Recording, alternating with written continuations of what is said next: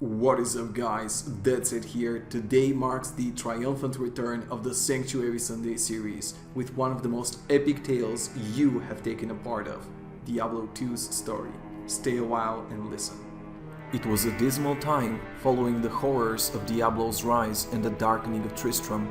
The man who emerged from beneath the cursed cathedral was not the same courageous warrior who had ventured into the catacombs to rescue his brother. Aidan increasingly shunned the company of others. He spent his days in isolation and roamed the streets at night, seemingly without direction or purpose. Indeed, the witch Adria appeared to be the only person capable of offering comfort to Aidan during this sorrowful period. As the rest of the town struggled to recover in the aftermath of Diablo's reign of terror, Aidan and Adria spent long nights behind closed doors. Tristram had become a quiet and sleepy hamlet once again. Tales had spread across Sanctuary of the town that had drawn the bravest adventurers in the world like flies to the spider's web, only to meet their doom. It was many days after Aidan's harrowing journey to save his brother that the haunted warrior spoke to Cain. He confided in him the truth then of what he had faced in the lowest depths of the catacombs. Aidan and the adventurers who had survived to the end found themselves in an area the broken young man described as the threshold of hell itself. There they had encountered the most fearful abomination of any they had yet faced. Diablo, a nightmare incarnate, a terrifying horned demon the color of blood. They battled desperately, but the struggle was not merely physical. The demon forced Aidan to relive his worst nightmares, his greatest failures, and his fears that he would never live up to the expectations of his father. But, convinced that he might still save his brother, Aidan fought through the worst of what Diablo inflicted. The group of adventurers wore the demon down, and ultimately it was Aidan who delivered the killing blow, only to watch the abomination shift before his very eyes into the form of his younger brother, Albrecht. Diablo had possessed the boy's body and twisted it into a physical representation of living terror. One can only imagine that Aidan's mind was shattered upon realizing that he had killed his only brother. When Aidan finished his recounting, he whispered several times, "I thought I could contain it. I thought I could contain it." He went on to mumble a number of other disturbing things, including something about his brothers awaiting him in the east. Cain knew that Aidan was troubled by what he had experienced, and at the time he interpreted what he said as meaningless ramblings. The next day, Aidan was gone. Cain spoke with Adria soon after his departure and learned that the warrior had traveled east to seek out mystics who might exorcise the waking nightmare that plagued him. Meditating back on those days, there is much that Cain would have liked to ask of Aidan and Adria before they left, as well as many others in town. Unfortunately, such a confused and fetid air hung upon the world back then that Cain was not thinking clearly, nor, he suspects, were any of the other remaining citizens of Tristram. Although Cain did not succumb, as did many others, to the wave of insanity that swept the land, he did receive a wound to his spirit that never recovered. Dark thoughts always lived at the edges of his mind, like vultures awaiting a feast. The most troubling times, though, were yet to come. It was mere weeks after Diablo's defeat that Tristram fell, once again, to demons. It was only after the town was utterly destroyed and nearly all those who remained were slaughtered and raised from the dead that Cain himself was taken prisoner. He had no indication where the demons had come from, but even in his weakened state, he surmised that the cause of their appearance was to ensure that no able-bodied combatants were left alive to follow Aidan into the east.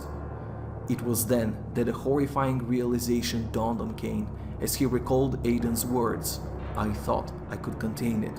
Could it be that Aidan was wrestling with the spirit of Diablo himself? And if so, what were his true intentions in going east? Regardless, the most important piece in all of this is that Cain survived, and did so thanks to the efforts of a handful of brave and noble individuals. They had been made aware of his plight and the hellish creatures assailing Tristram. Many had traveled from far corners of the world, among them a noble paladin of the Zakarum, a brooding necromancer from the eastern jungles, a powerful Amazon from the Skovos Isles, an enigmatic sorceress from Kyrgyzstan, and a mighty barbarian from the slopes of Mount Ariyat itself. Together, they fought with courage such as Cain had rarely seen, and ultimately, they saved him from the jaws of death. Cain's greatest concern, however, was not for his own well-being.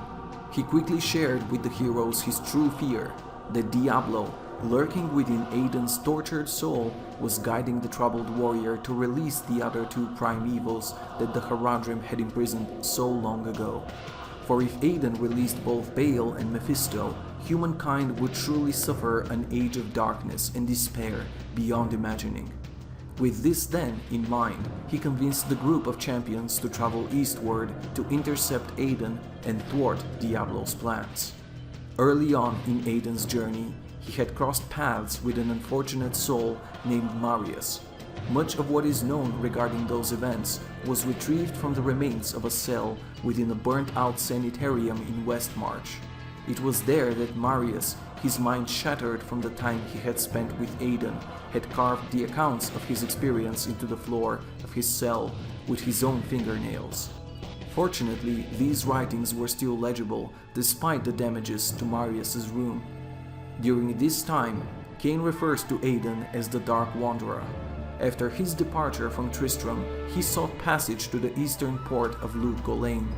Passing through the Eastgate Monastery, Aiden encountered the Sisters of the Sightless Eye, many of whom had recently been corrupted by the Maiden of Anguish, Andariel.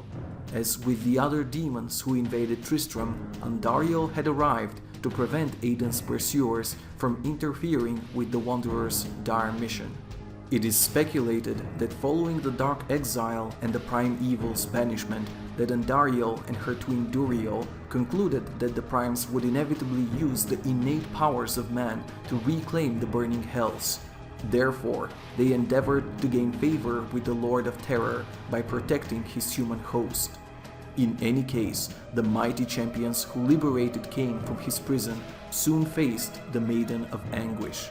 She struck at them physically, but battered them emotionally as well, stirring within each of them memories of loss, sadness, betrayal, and regret, feeding on their angst and relishing their despair. Despite the heavy toll on their minds, the hunters succeeded in dispatching Andariel after a long and hard-fought battle. Though the Maiden of Anguish had not succeeded in killing Aiden's pursuers, she was successful in one respect. She bought the Dark Wanderer time to reach his destination. After traversing the arid deserts of Aranok, the heroes arrived at Lut Gholein, hot on the Wanderer's heels. It wasn't until they reached the very tombs where the mage Talrasha wrestled the demon lord Baal that they finally cornered their prey. There, within Talrasha's chamber, the group was faced with Duriel, the Lord of Pain, who, like his sister, had pledged his loyalty to Diablo. Duriel exacted a heavy toll upon the heroes, savoring the agonized screams of the wounded. Though hopelessly fatigued, both mentally and physically, the mortal champions overcame the Maggot King, slaying him as they had his sister. But again, time was of the essence. As the heroes arrived at Talrasha's tomb, they realized they were too late to prevent Baal's release. To their amazement, Tyrael himself was present. He had arrived there and grappled with Aiden, hoping to prevent him from liberating Baal. Through some means of cruel manipulation, Baal had convinced Marius to remove the ember shard lodged in Talrasha's body, thus freeing him. Aiden and Talrasha, the latter then fully controlled by Baal, turned their combined might on Tyrael. Knowing that he would not prevail against his foes, the Archangel of Justice had ordered Marius to take Baal's stone into the burning hells and shatter it within the Hellforge. As the cowering mortal departed the tomb, Aiden and Talrasha overwhelmed Tyrael.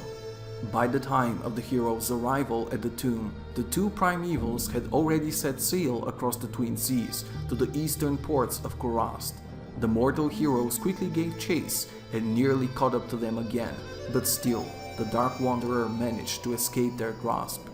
Soon, Aidan and Taurasha arrived at the temple city of Travinkal, then held to be the holiest site of Zakarum. It was there, deep within the bowels of the magnificent temple, that Mephisto's sapphire soulstone was kept.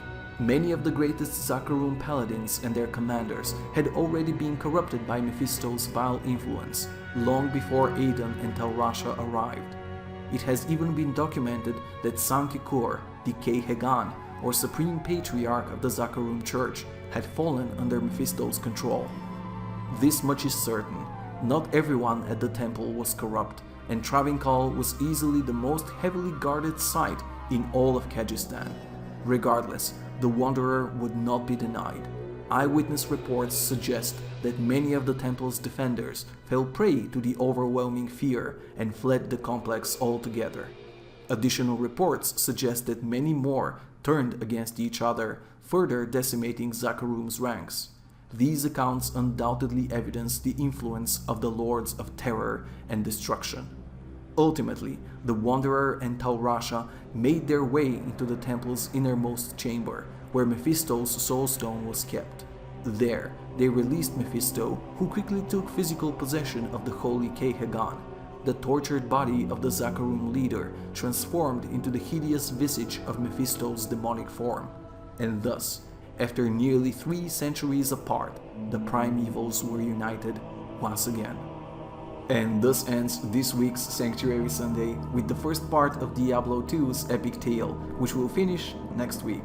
I hope you enjoyed the recounting of these events, and if you did, I would appreciate your subscription to my channel. Talk to me on Twitter and Facebook that I link below, see me live at twitch.tv/thedeadset, and I'll see you guys next time.